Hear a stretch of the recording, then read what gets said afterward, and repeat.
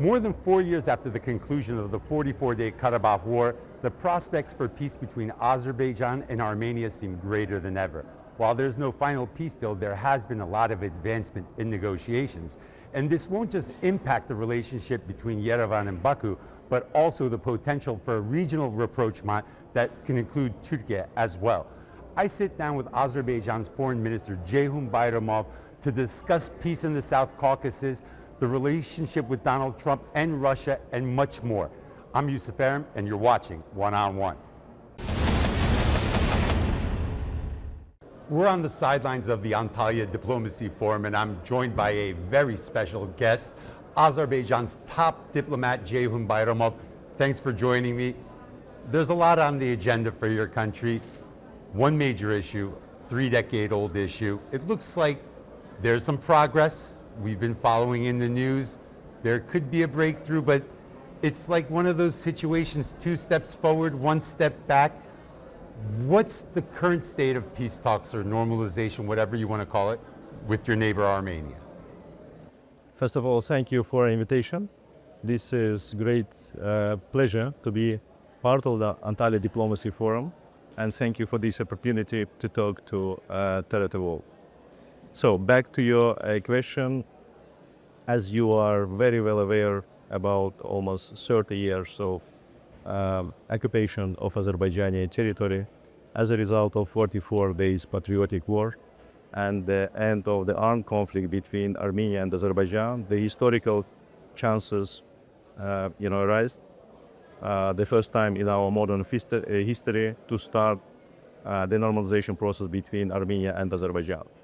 And right after the end of the war and signing of the trilateral declaration, Azerbaijan actually first offered on the highest level by the head of state to turn the page of hostility and start working on a peace agreement.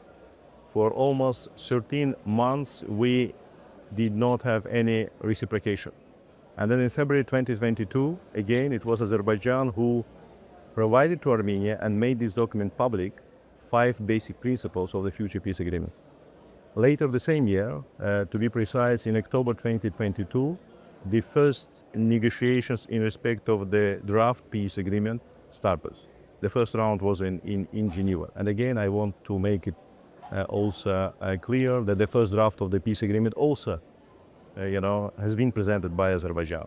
2.5 years of negotiations, 12 rounds of exchange of the documents, and finally in March this year, just about months ago, we concluded the negotiations and finalized the text of the peace agreement itself. But what are the major outstanding steps now, which will make possible, the finalization of the process and signing of the peace agreement? And here are, of course, there are 2 open issues. The most, let's say, important one, this is still existing in Armenian constitution, provisions relating to territorial claims to Azerbaijan.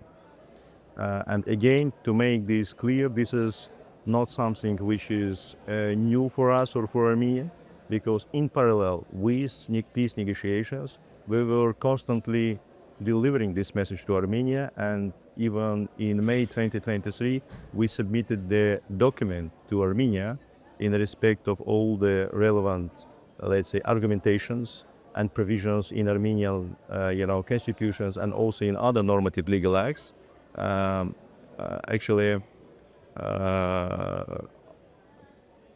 targeting Azerbaijani territorial integrity. Unfortunately, for this period of time, nothing has been done by Armenia, and this is the outstanding issue. Of course, the necessary changes to the Armenian constitution shall be made in order to eliminate territorial claim for Azerbaijan. There are 2 elements of this.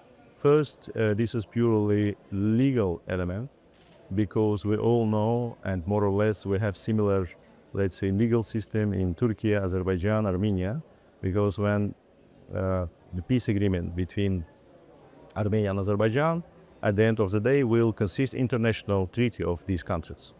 And normally your international agreement will prevail over your domestic legislation, but not constitution or any other act adopted by referendum. So, because if your international obligations agreement contradicts to your constitution, it means that from day one, this document is nil and void. So which is, as you can imagine, is absolutely unacceptable. And another thing that we believe that, making amendments to the Armenian constitution through the referendum, this is also a kind of, sign, a kind of confirmation that after, long years of very aggressive policy toward neighbors, the Armenian society actually acknowledge that it was a wrong policy and accept the normalization of relations with neighbors through acknowledging of their territorial, integrity and eliminating territorial claims. So this is also important questions which should be addressed. Another issue which is of course also important, of course not from our perspective, of course less fundamental, but also important. This is the elimination of obsolete and dysfunctional Minsk process-related institutions. So, let's say better known in a wider public as a Minsk group. But in reality, this is not only the Minsk group. There are also, several other, let's say, structures relating to the process. Because these structures, they were created at the beginning of 1990s with the specific goal to resolve the Karabakh issue. Okay. Do you feel that you need those structures anymore, or are you confident now having that face-to-face dialogue? In reality, these structures, is dysfunctional. Nothing happening, due to many reasons. First of all, the countries who were responsible for this, actually so-called Minsk group co-chairs, France, US, Russia, they even, cannot meet and talk to each other. Another thing is that we proved that direct bilateral talks between Armenia and Azerbaijan produce significantly more, output rather than through the mediators. And plus, today, everyone acknowledge, including the Republic of Armenia, is that Karabakh is the territory of Azerbaijan. So they accept, they actually publicly announce this, that de jure and de facto, this is the territory of Azerbaijan. So it means that there is no Karabakh open issues in respect of the Karabakh. So if it is the case, then for us is a big question mark why the Republic of Armenia still continues to insist on keeping the Minsk group, which, creates some questions whether this is, I don't know, some plans for the future or what is the reason, because otherwise we cannot find any logical explanation. So would you say the point you're at right now, is that the farthest that there's been progress diplomatically? And also, from a timetable, do you think normalization can be reached within this year? Do you think this is the year finally that both sides will have a peace deal? From this perspective, what has been reached, we believe that this is serious, let's say, milestone. Because again, when we started, the disagreement between Azerbaijan and Armenia in respect of the first draft of the text, it was very big. And I said only 12 drafts of the documents had been changed, and every time in between a lot of talks and discussions. So it was the result of, let's say, serious efforts from both sides. So this is serious. So this is serious achievement, but further important steps, they need to be conducted in order to finalize, let's say, this process. So here, let's say, actually everything in the hand of the Armenian side.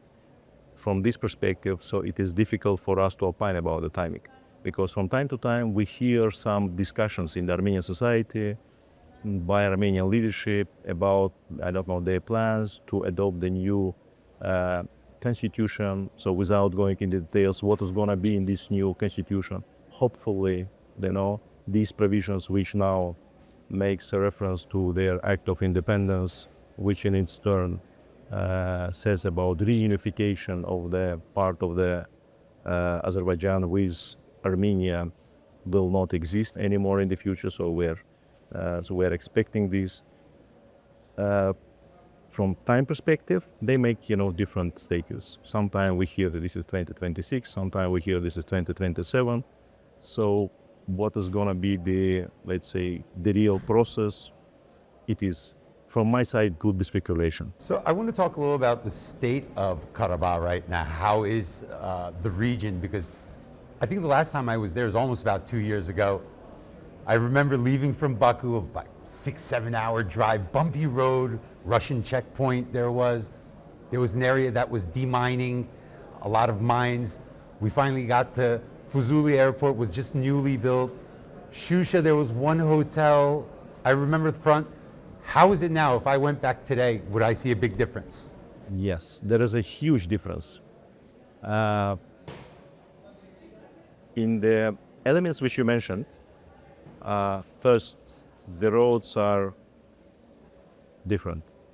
The roads are, I would not say even, much better. In many directions, the roads are ideal. I mean, world standard.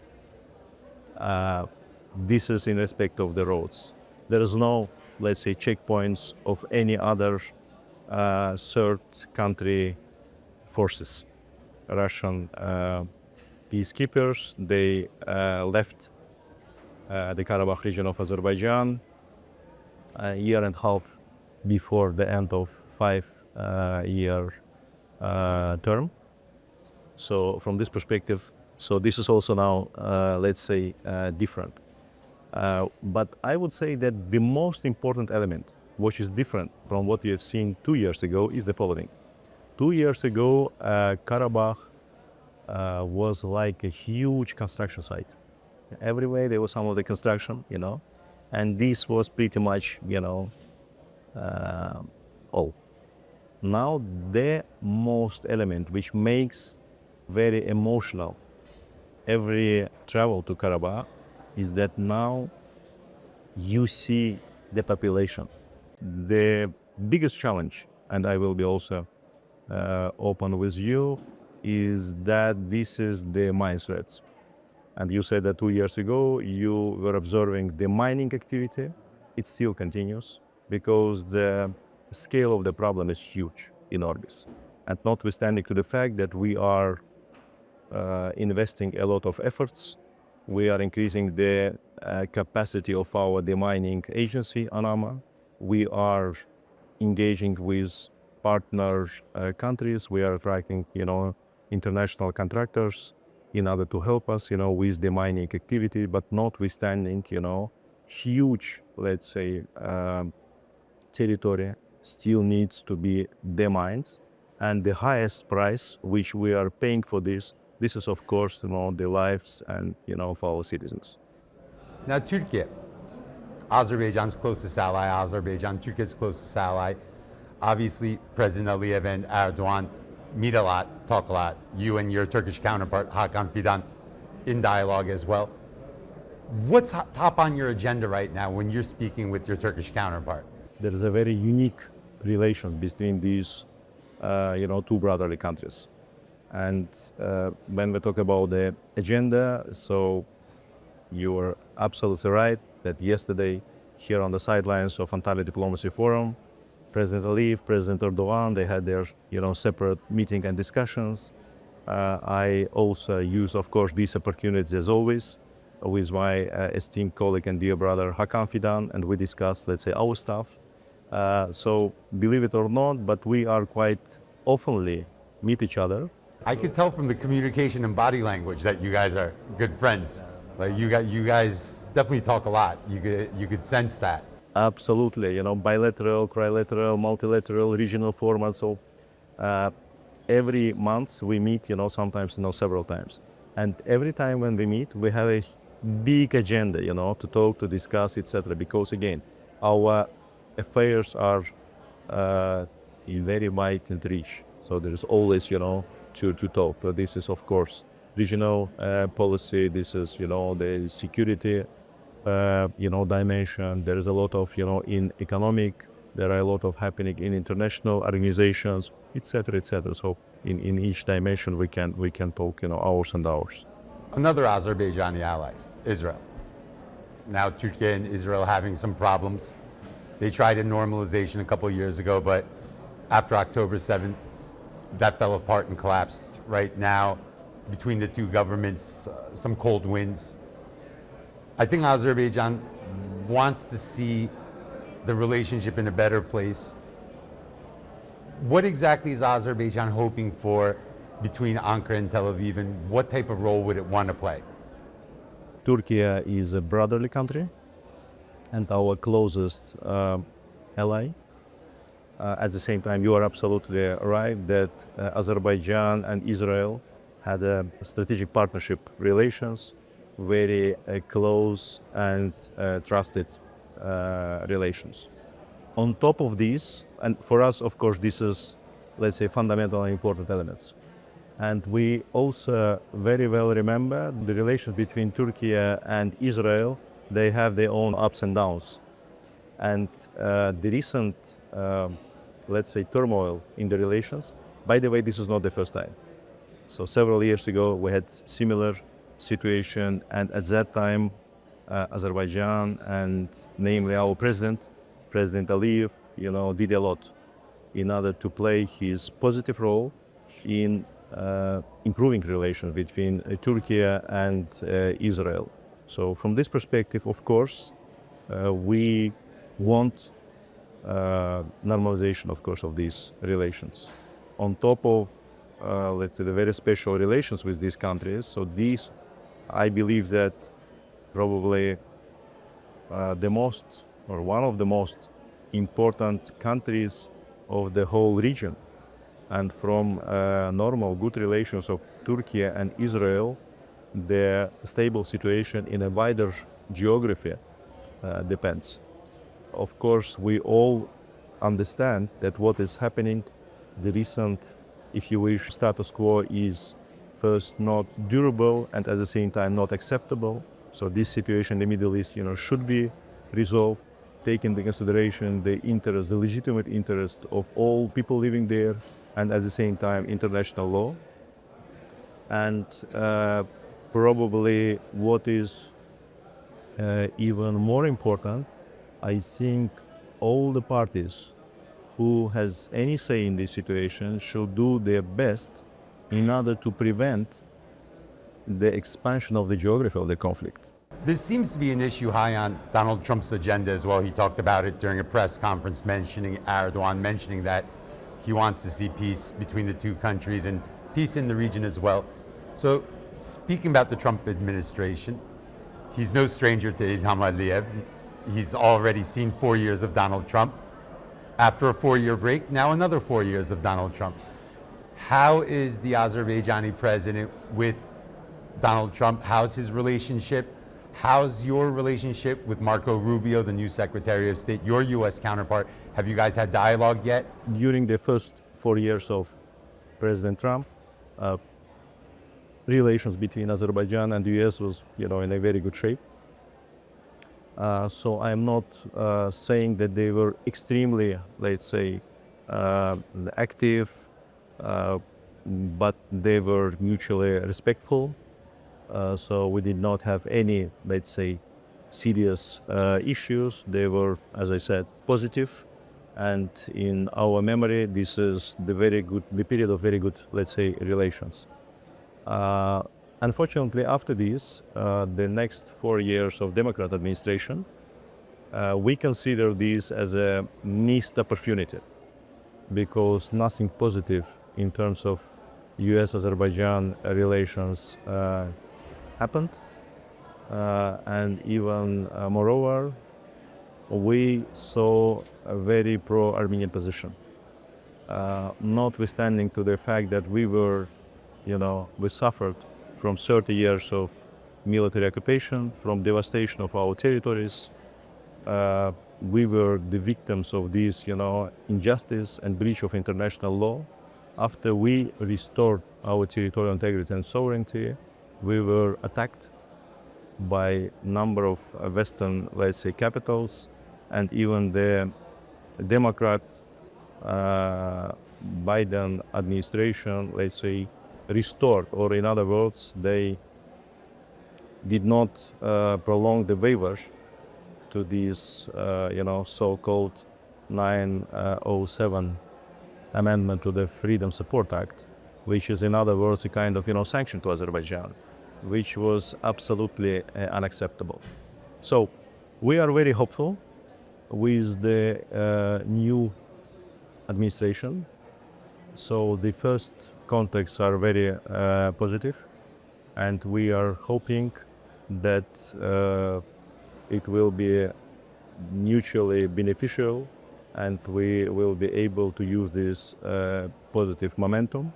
Before this, you mentioned about the messages from President Trump about the situation in Middle East, and President Trump mentioned about the special relations with President Erdogan, and at the same time we know about the very special, strategic relations between U.S. and Israel, and we believe that U.S. of course is the biggest, let's say, economical and military power in the world, and their positive role, of course, is also crucial in this geography.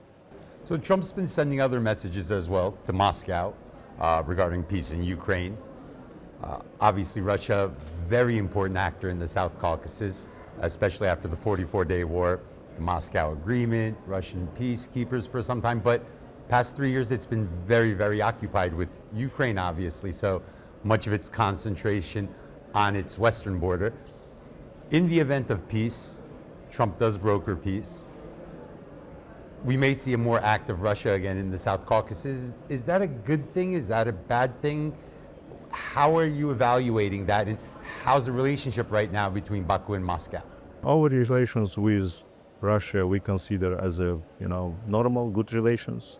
At the same time, of course, there are let's say areas where we may have disagreements, but we're also openly saying this. For instance, our good relations with Russia doesn't mean that it somehow affects our, let's say, policy towards the war in Ukraine, because Azerbaijani, let's say, foreign policy based on the norms and principles of international law. Our approach is respect for the sovereignty and territorial integrity of Ukraine, which we are, openly, saying, and at the same time, we. And I think that the other actors, they also accept this normal. So we do not interfere into any other country domestic affairs.